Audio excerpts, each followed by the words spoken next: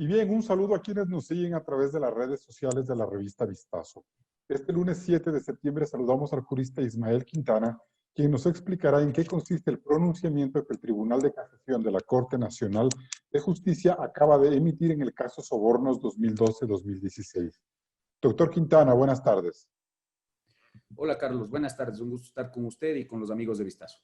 Bien, quisiera antes que nada que usted nos explique cuál es la parte más importante o fundamental de lo que acaba de decidir el Tribunal de Casación esta tarde en relación al caso Sobornos 2012-2016 y si se puede dar un sentido de prevalencia.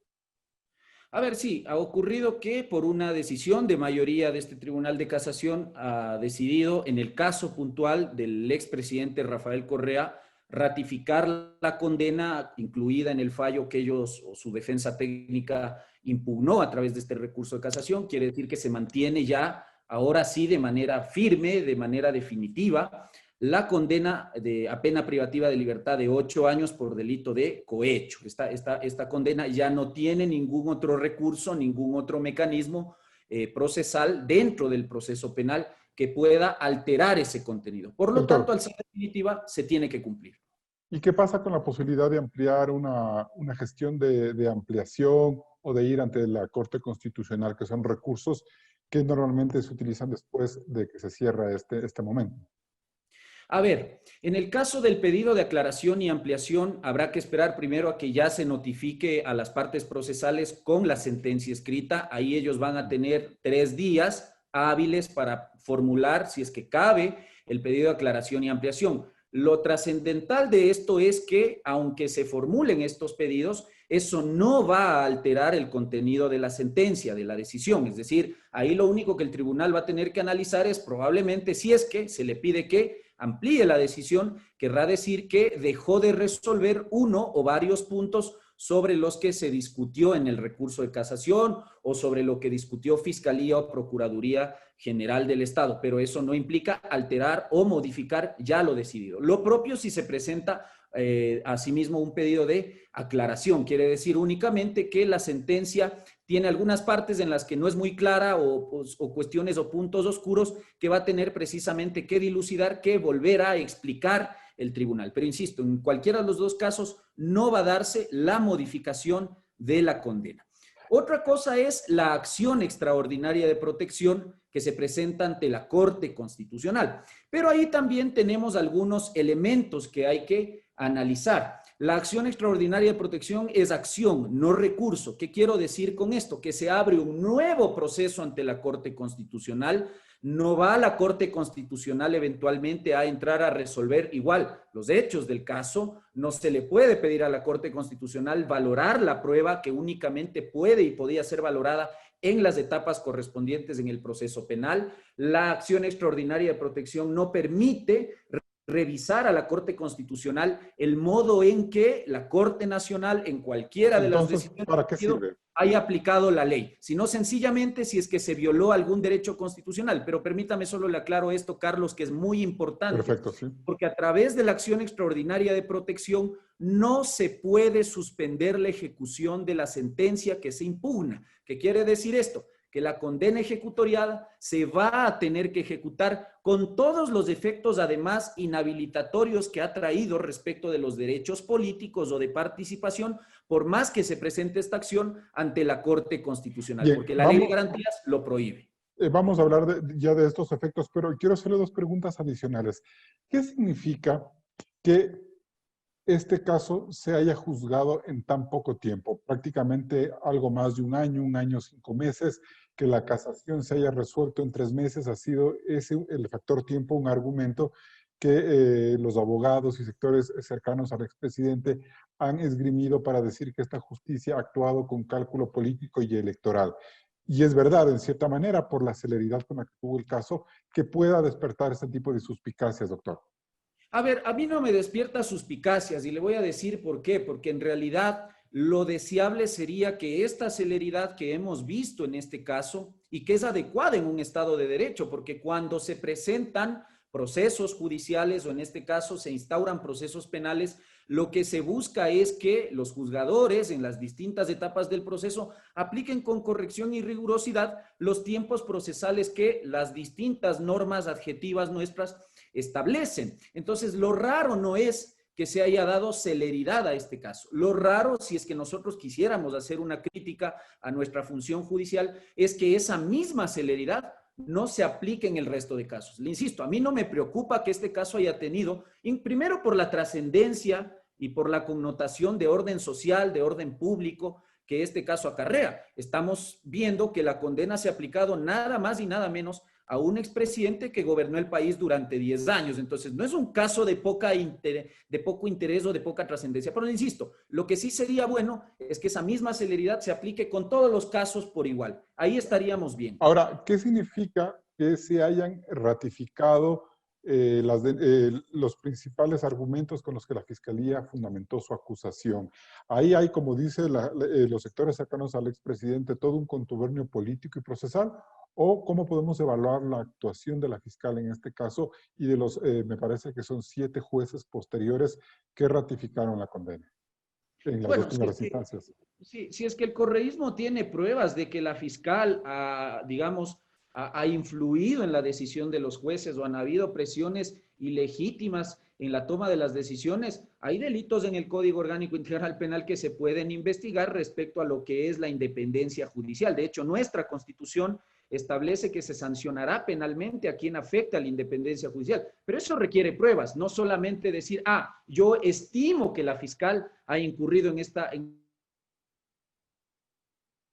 actuación. Vea, la fiscal no he patrocinado a ninguna persona en ese caso, no conozco los detalles del caso, pero lo que ustedes gentilmente como medios de comunicación nos han hecho llegar, me hace ver a mí que la fiscal ha actuado con la misma diligencia que probablemente actúe en otros casos y en la misma condición procesal que actúa en otros casos, porque la fiscalía, en este caso, no deja de ser parte procesal. La fiscalía no toma la decisión, la fiscalía presenta pruebas, presenta argumentos, acusa, el juez llama a juicio, condena si es que corresponde o ratifica la inocencia en base a las pruebas que actúa fiscalía. Doctor, como corresponde. Eso es lo que ha ocurrido. Es decir, yo no tengo ninguna evidencia para decir que Fiscalía aquí ha influido en la toma de la decisión. Doctor, ¿qué significa para este caso que uno de sus 3 jueces, el doctor Ávila, se haya dado un voto salvado en este proceso? ¿Golpea el contexto de la sentencia? ¿Esto es normal en este tipo de fallos? ¿Se esperaba un fallo de unanimidad?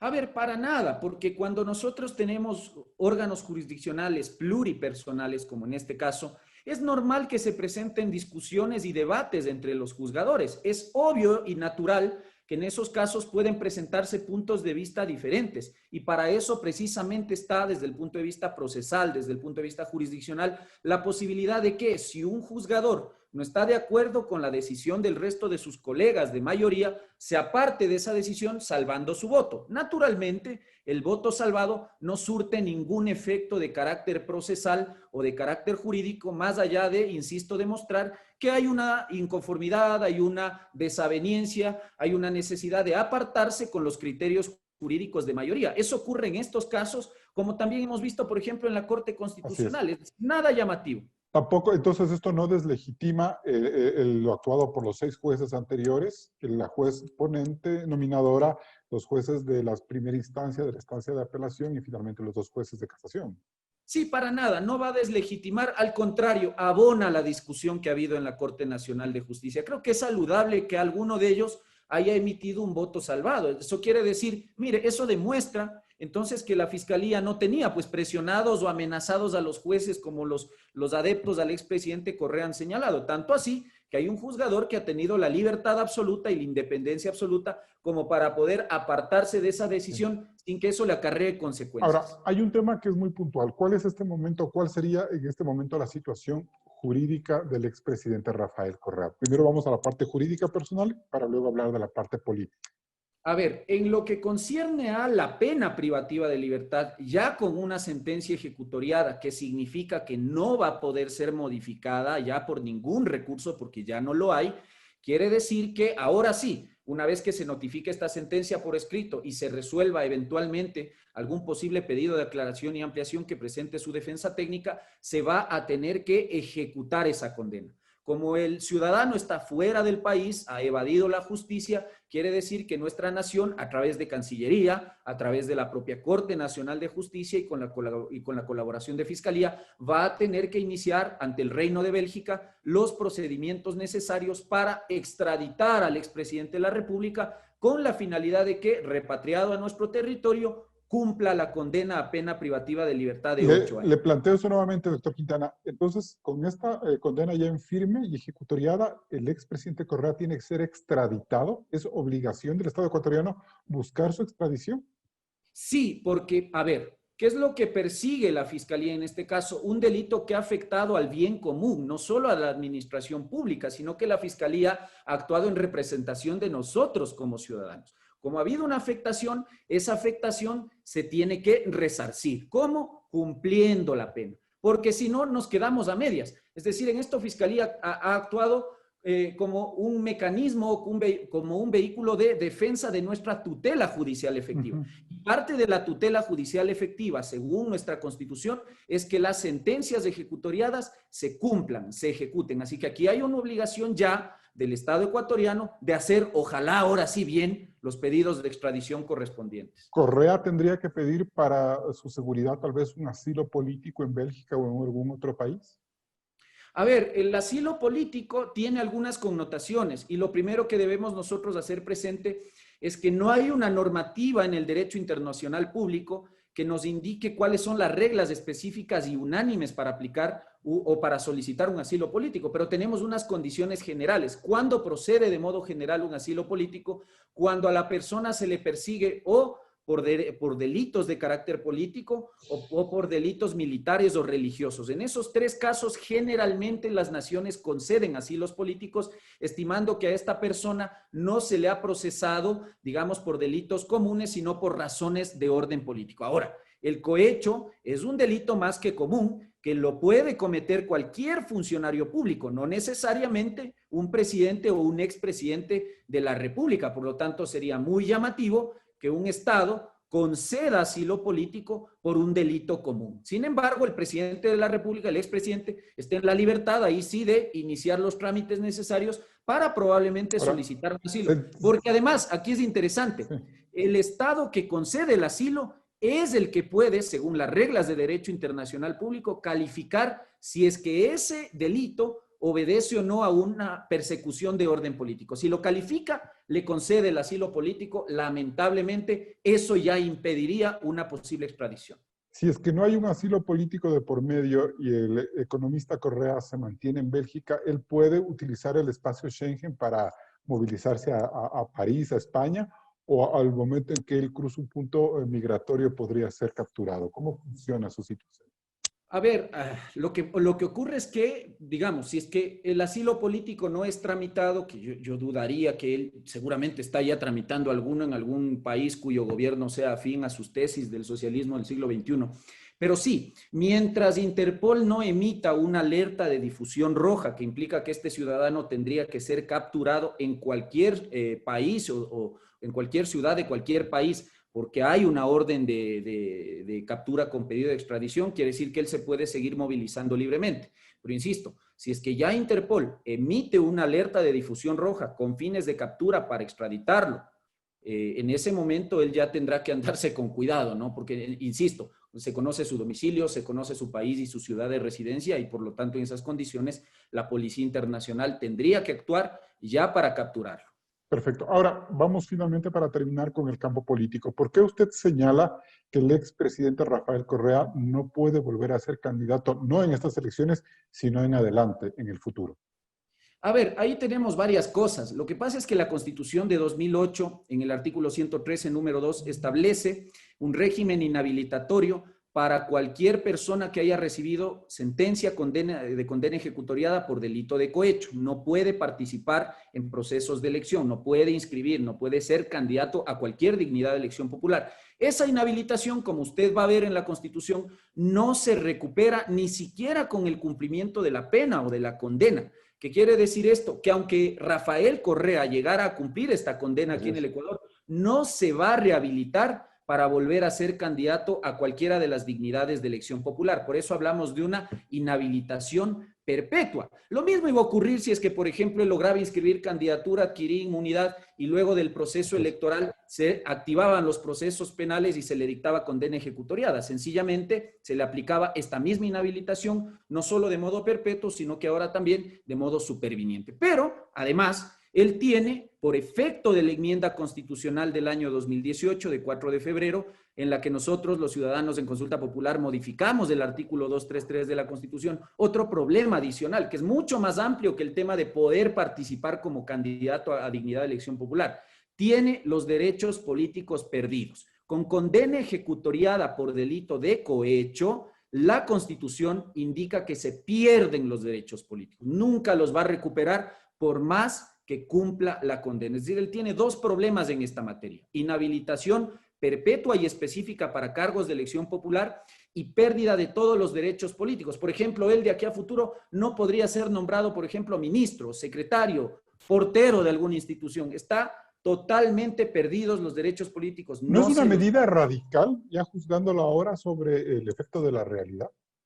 Bueno, puede ser visto como una medida radical, pero es una medida que a mí me parece adecuada en un país donde la corrupción campea y donde ya tenemos que poner un estate quieto a los políticos que piensan que ejercer el poder es sinónimo de robarle al país, de servirse solamente para sus intereses o los de sus amigos, y que después de algunos años piensen en retornar para volver a hacer lo mismo. Entonces, a mí, perdóneme, me parece que es adecuada para la realidad nuestra la norma constitucional que tenemos vigente desde 2018. ¿Se puede solucionar la situación judicial del expresidente Correa a través de un fallo en el Sistema Interamericano de Derechos Humanos? Han anunciado que van a ir a la Corte, me imagino que irán a la Comisión y luego a la Corte Interamericana. A ver, siempre a mí me ha encantado que la gente piense que esta cuestión del sistema interamericano es una situación que les va a permitir resolver sus problemas o sus desavenencias con el sistema de justicia de Ecuador de manera rápida. Eso no es así.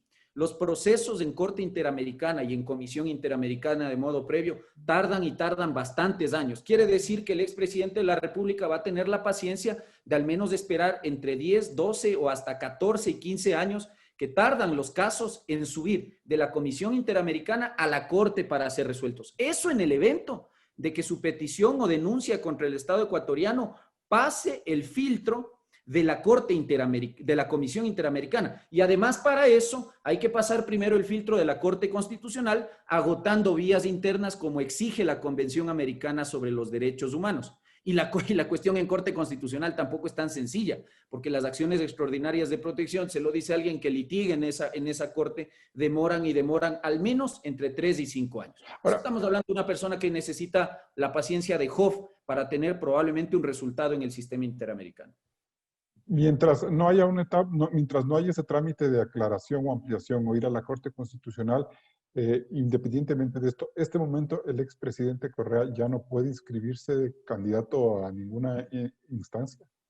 No, digamos, ya en este momento no. Yo dudo mucho que los pedidos de aclaración y ampliación se vayan a resolver después del 17 o 18 de septiembre. Es decir, ahora ya hay una condena ejecutoriada, pero le insisto, tenemos que esperar a la notificación del fallo por escrito, a que eventualmente los abogados pidan los pedidos de aclaración y ampliación y a que mediante auto este mismo tribunal resuelva esos pedidos de aclaración y ampliación. Eso tardará probablemente una semana, semana y media más, y en esas condiciones ya estaríamos frente a una persona que no va a poder inscribir cualquier candidatura a cualquier dignidad de elección popular. Y ojo, esto lo hemos venido sosteniendo hace rato, el binomio Correa-Arauz, por la negligencia del expresidente Correa, ha puesto en riesgo la posible candidatura de Arauz.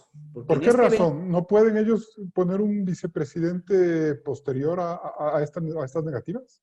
A ver, nuestras reglas electorales, la ley electoral en el artículo 104 establece que el CNE, cuando rechaza un candidato, solamente puede permitir a la organización política en 48 horas el cambio de candidato si es que el candidato incumple los requisitos. No es el caso de Correa. Correa cumple todos los requisitos para ser vicepresidente de la República. Tiene la edad, la nacionalidad, aunque ahora ya no goza de los derechos políticos y hasta la fecha ya estaría inhabilitado. Entonces, en este sentido, como él no aceptó su candidatura en los términos reglamentarios, se entiende que no hay binomio. En principio tendría que ser rechazada no solo la candidatura de Correa, sino la candidatura de Arauz, con lo cual probablemente esta organización política dejaría de participar en el proceso electoral con binomio presidencial. Bien, quiero agradecer la presencia, la compañía del doctor Ismael Quintana, que nos ha hecho unas importantes aclaraciones y precisiones de este fallo que sin duda es histórico. Un expresidente de la República